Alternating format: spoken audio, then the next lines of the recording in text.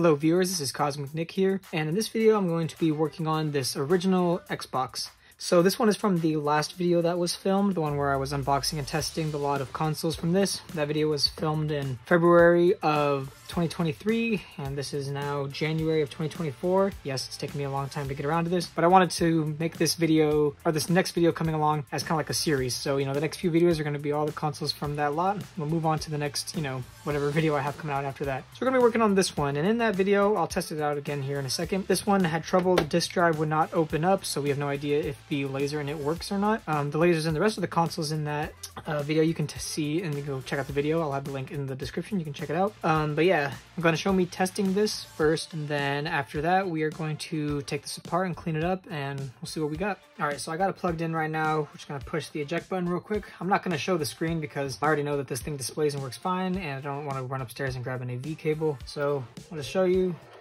Yeah, see, push the eject button and it's just not coming out at all. You can hear it getting stuck. Anyways, I'm gonna turn it off now. All right, so we're gonna take this thing apart and we'll go from there. All right, so I got the Xbox set up right here. I am going to try to use my hot air rework station, my hot air gun, to try and remove these stickers without damaging these warranty seals, or whatever the heck you would call them. I just know that when you remove these stickers, it creates a checkered pattern across it because it was designed that way. But I'm gonna try to take this apart right now, and we're gonna use the hot air gun. But we're gonna try to heat up the area right now, and hopefully I can get these off without damaging anything. Have it set to 100 degrees Celsius.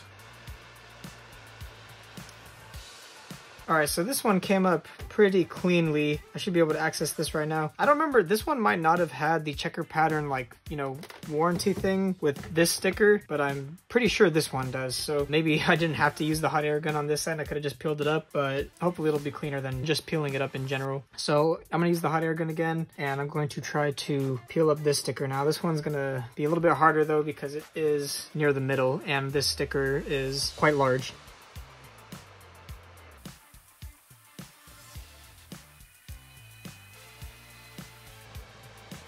Alright, so that came up pretty cleanly as well.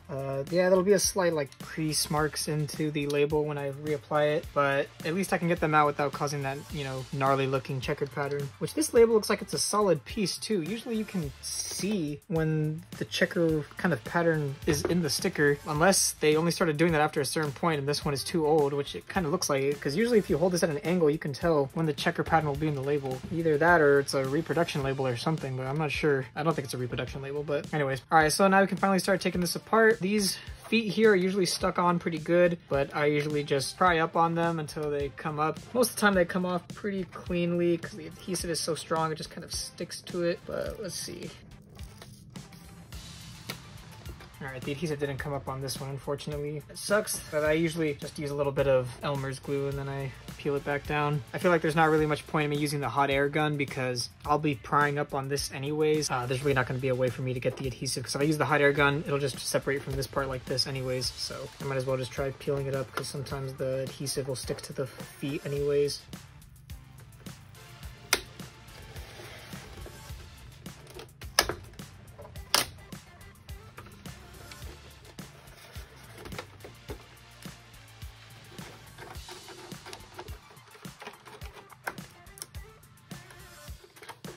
Alright, so now that we've got those screws off, move the top here. Those things can be pretty stiff sometimes. Just gonna wedge it a little bit. Alright, that's actually pretty clean. All things considered, the outside's a little bit dirty, but not too bad. This doesn't look too bad either. It's dusty, but I've definitely seen worse, especially from a console this old. Yeah, the sides here are pretty gross, but I mean, that's to be expected. It's where the most openings in the console are. Alright, so we're just gonna unhook everything and then get down to the disk drive and see what we can do about it being stuck.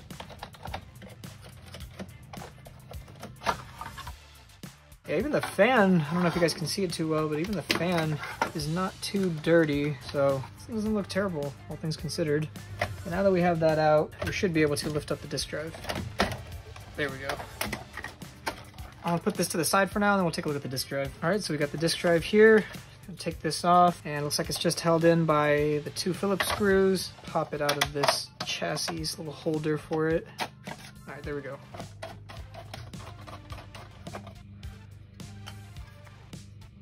Again, this is not like super dusty. I mean, okay, well the areas here near the rails, I mean, those are kind of dusty, but you know, you'd think it would still be able to open up. I suppose not. Okay, so there are 2 more screws here, so I think I can remove the back now, and that should allow me more access to it if I just remove those screws.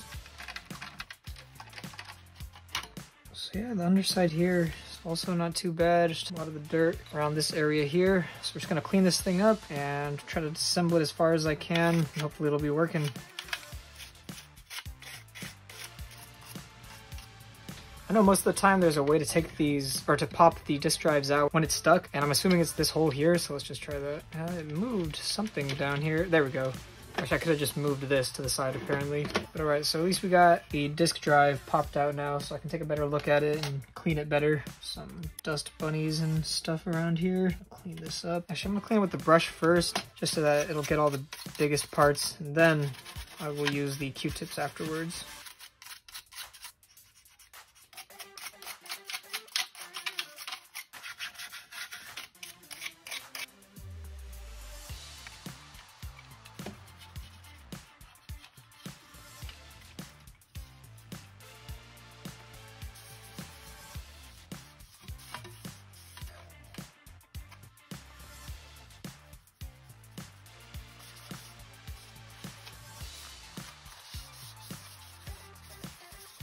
Alright, so this is all cleaned up pretty well. I'm just going to clean the laser really quickly so that I don't have to take this back apart. Probably got a lot of dust on it now from cleaning the rest of the disk drive, but hopefully this all works well now, and hopefully it will open up without any issues.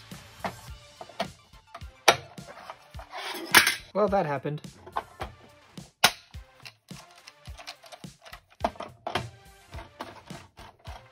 Alright, I'm just going to clean this little chassis off real quick because it is quite dusty. And I don't want to get dust all over the disk drive again.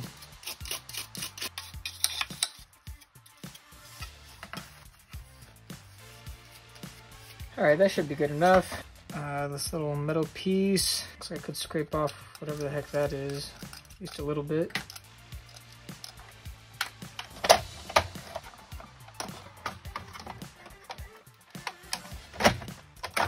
Alright, so I got the Xbox assembled enough back to test. Turn the TV on first. Alright, we're gonna power this thing on.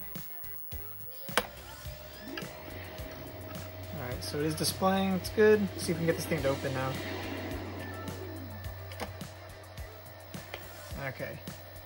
It's a bummer. The disk drive is still seizing up, so I will have to clean it up some more. Yeah, it's still stuck. I'm gonna try to pop it open just so we can test out the laser before I do anything else.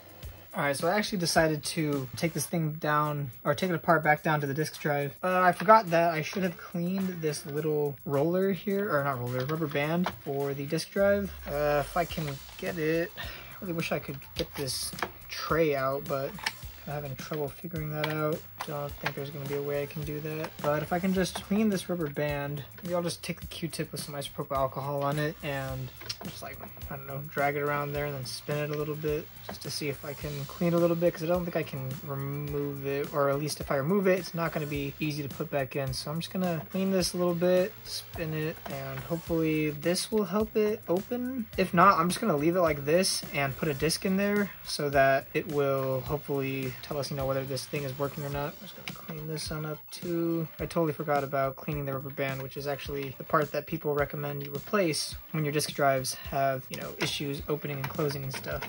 But there we go. That should be fine. We'll give it a minute to dry off, but yeah. Okay, so I'm going to throw a disc in there real quick and we'll test it out. I have it set back up now. I have a game ready to go in the disk drive. I'm leaving it open before I turn it on. And we're going to power it on right now and see what happens. Alright, well, I did that. So it sounds like it's booting up, which is good. It's staying on the Xbox logo, which means, yeah, the Microsoft logo popped up. So this is reading the disc. It's great news, so at least the laser works. Pretty sure the laser works. I'll test it again, but yeah, the disk drive is spinning right now, so I'm pretty sure it's working. But let's just see if we can get it to open. So turn it back down here, and a moment of truth, will this open or stay shut? Alright, so it looks like that rubber band is really the main issue, because that opened really smoothly.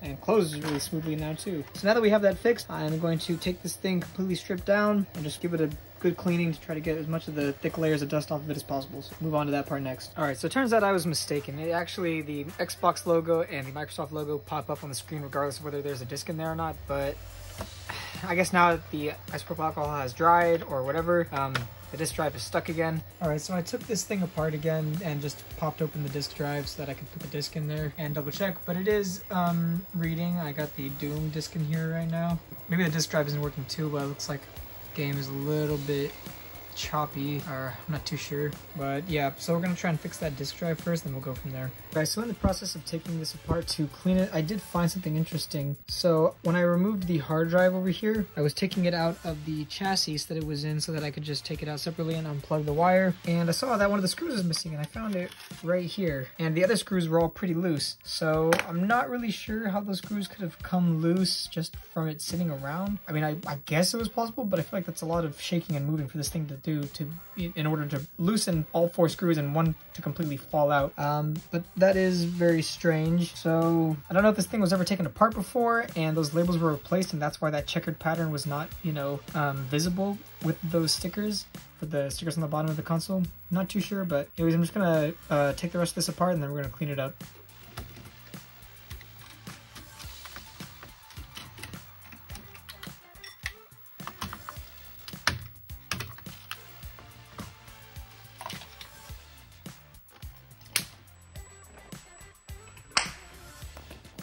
Okay, so I don't know if that got caught on camera, but when I was moving the board and power supply to the side, I think that might have touched some of the screws that were on the ground because I just heard a really loud popping sound. So I'm a little bit concerned about what got shocked, but I am also very afraid now that this board is toast. So I'm just gonna do a quick cleaning and brush of this console because now it might be broken. I just heard that very loud popping sound. I'm just gonna give this thing a quick brush. Get out all the major dust. I'm gonna throw it back together really quickly without putting the screws back in, just because, like I said, now I don't even know if this thing's gonna work because of that large shocking sound that I just heard.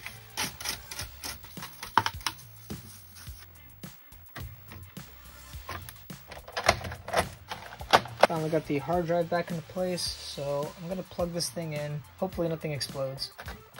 Let's see if this thing still powers on. Alright, it does. So that's good. I didn't completely toast this console. That is good news. Got really scared there for a second, but at least it still powers on. Anyways, okay, this thing didn't get toast, which is good. I'll continue to clean it now. That really scared me with the shocking sound. It was quite a loud shock. Just need to make sure that my bench is clear, this table is cleared off before I move anything around. I really wish I could pull that power supply cable out of the motherboard, but it's just really stuck in there, and I do not want to pull on it so much that it ends up snapping the board because it was already bending and putting pressure on it earlier. So I'll just have to clean it with what I can, but yeah, I'll go from there.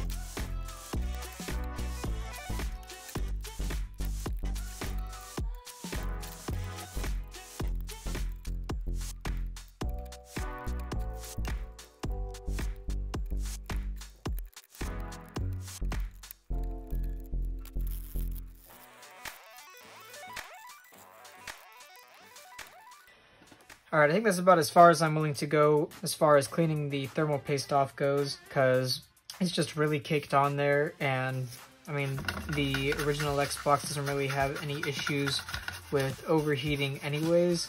So I'm just gonna finish cleaning up the rest of the board and then put it back together. Yeah, we'll just go from there after I'm done with this.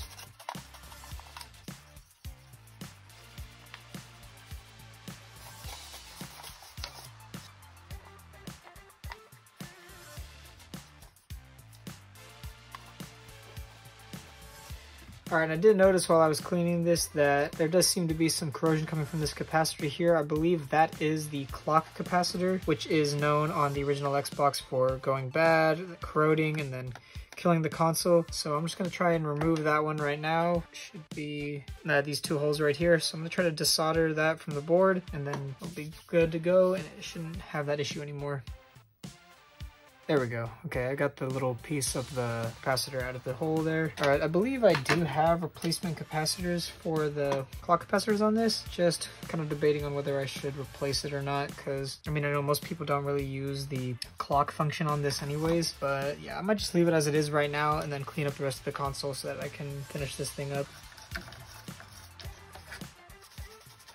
So actually I decided I'm going to decide whether I will replace the capacitor in there or not, depending on whether I can remove the solder from those holes, because I used low melt solder to mix with the solder that was used to hold down those capacitors, or that capacitor, and I want to see if I can use this super wick, MG Chemical super wick, and it's supposed to be better quality wick than the stuff that I have been using, so I do want to see if I can clear the solder from these holes right here. I have never used this before, but the coder recommended it in one of his videos. I can't remember which one it was, so I'm going to try to heat up the solder in there again, because I do want to use only a soldering iron to do this and not a hot air gun. I do not want to use that because there are other capacitors near this area, and you heat up capacitors, I've heard that it's not good and it can like cause them to burst, so I do not want to do that. I'm just going to try to use the soldering iron and the super wick, and we'll see if we can get the solder clear from those holes.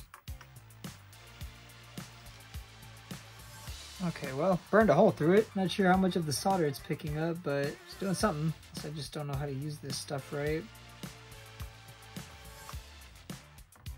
Alright, so it looks like it's getting most of the solder from this hole here. It looks like it's having trouble getting the solder from the circle hole. I will use a smaller iron. I think the corrosion that's on there is causing an issue too, because it's not allowing the solder to go all the way through. Either that or I just don't know what I'm doing. It's probably the latter. But yeah, solder has flowed through the rest of the hole on this side. So I guess maybe I can try to wick up some of the solder and see if it'll come through the rest of the way on this side. Alright, so I got the replacement capacitor. Where's it at? Oh, okay. Have the replacement capacitor in here. Positive is on this side, and the negative is going to be on that side, because a little positive sign right there. And the negative is going to be this side here for the capacitor, so we're just going to put it into the hole there. I thought I recorded me taking the solder out of the hole, or the second hole, using my, using my solder sucker, but I guess I wasn't recording, so we're just going to jump to me soldering in the new capacitor.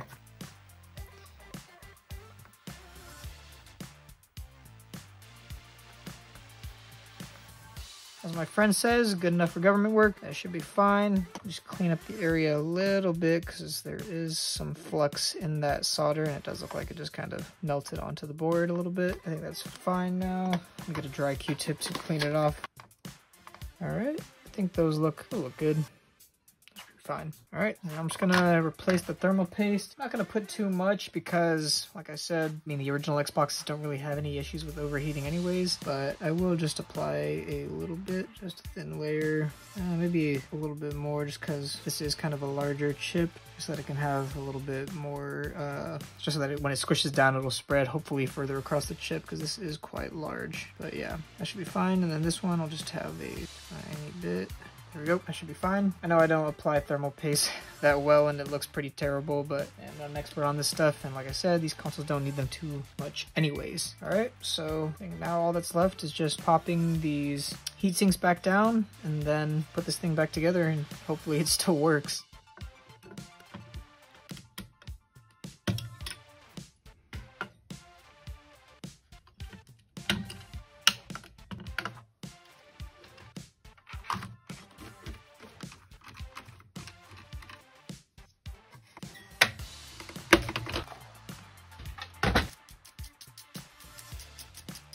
It should come without saying to be very careful with power supplies. Do not do what I am doing. Do not touch power supplies. I am not experienced, not a professional at all, so do not copy anything that I'm doing. I am just trying to be as careful as possible with this power supply. Like I said earlier, I'm pretty sure I heard it shock something on the table, probably a screw that one of these things on here had touched. So as you can tell, not a professional at all. Do not copy what I am doing. Do not mess with power supplies. They are extremely dangerous.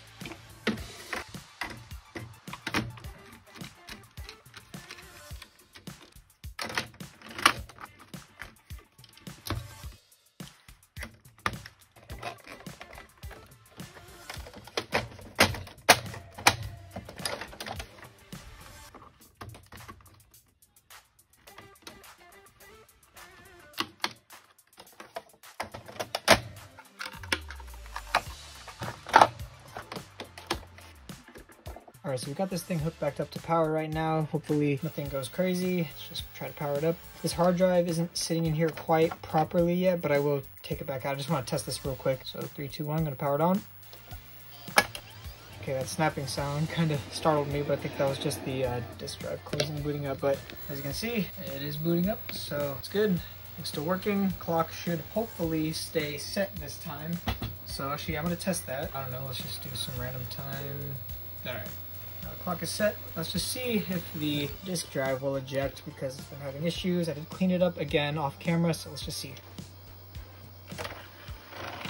Alright, doesn't sound the best, but it does still open up, so that's good. It hasn't messed up anymore. The Doom game going back in. Alright, and this time hopefully there won't be any choppy audio, so I'll just cut to a point where the game is loaded up and then I'll show you guys if it has any choppy audio or not. Alright, so the game is just on its intro screen right now. I don't hear any choppy audio yet. I mean, I don't know if you guys heard it on the camera earlier because the volume was a little low, but there was choppy audio earlier, probably because the laser maybe picked up some dust just when I was cleaning up the disk drive. I thought that I cleaned it, but I guess it wasn't good enough, so I cleaned the laser again. I cleaned the inside of the disk drive again, so now it's opening and closing, and it seems to be playing the game just fine, so that's perfect. Alright, so actually one last thing. I want to plug it back in right now, and we're just going to double check that that clock capacitor that I put in there is functioning. So we're going to boot it up right now. I unplugged it for about 20-30 seconds, and now it's powering back on, so it shouldn't ask us for the clock setting again. So let's see. There we go. Okay, so the clock capacitor is working too because I unplugged it. If it was, you know, as messed up as it was before, as soon as I unplugged it and plugged it back in, clock option would have shown up. So it didn't show up, so the replacement capacitor in there is good, which is perfect. And I'm going to screw the last few screws back in, put it, the top back on, and then yeah, this thing will be good to go.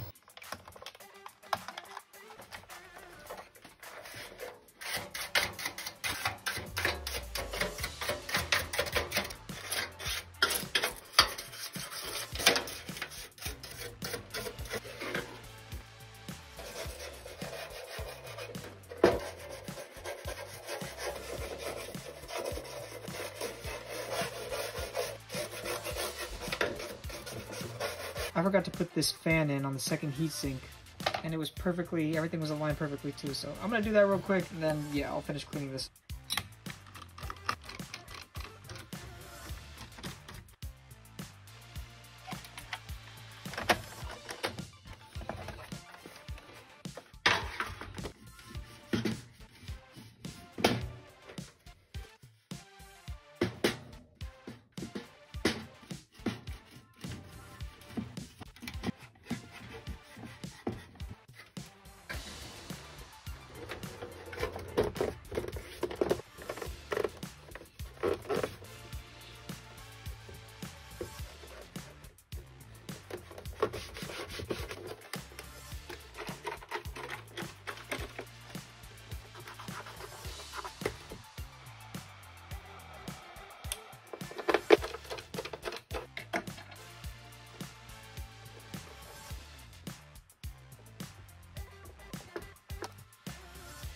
Okay, so for this last little foot here, the adhesive completely separated from the foot here, so there's nothing sticky on here anymore, and it just won't stay down like the rest of the feet will. They still had the adhesive attached to them when I pulled them up. This is the only one that didn't. So I'm gonna try to, well, first clear off this adhesive kind of material. I do gotta clean this up, and then I will re-adhere this to the board with just a little bit of Elmer's glue. All right, so actually, if I peel up this first layer of the adhesive, this part here, is still going to be sticking. So maybe if I just get this first layer up, I will be able to just stick the pad back down, but I want to have enough surface area so that the majority of the pad will be sticking again. So I'm going to try to do that. All right, there we go. A good portion of that area here is sticky now, so let's just place this back on, and there we go. All right.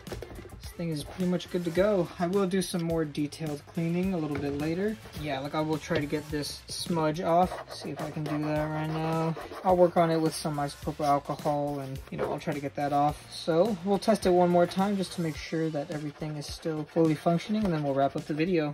All right, so we got to plug back into power. Let's just double check to make sure the disk drive is still working. All right, perfect. Disk drive opens up. Pop Doom 3 in again. All right, and there we go. And the capacitor is still holding up because it didn't lose its charge throughout the whole time that I was cleaning it. So that's great. The clock capacitor is working. Let's just plug in a controller. And now the game's loading up. It's going fine. But yeah, while that's doing its thing, let's just wrap up the video now. Hope you guys enjoyed the video. This console will be listed in the description, like I said, for sale. Whenever I finish cleaning it up, it'll be up there. It will list the same time the video goes live. But yeah, so this is ready to go. And in the next video, we'll move on to one of the other consoles from, you know, the last video where it was that purchase of 5. Anyways, thank you guys so much for watching. If you enjoyed the video, hit the like button. If you disliked it, hit the dislike button. If you want to see more content like this, or if you have any questions, let me know in the comments below. Subscribe to the channel and hit the notification bell so you never miss a new video. Stay safe, stay healthy, and I'll see you later, guys.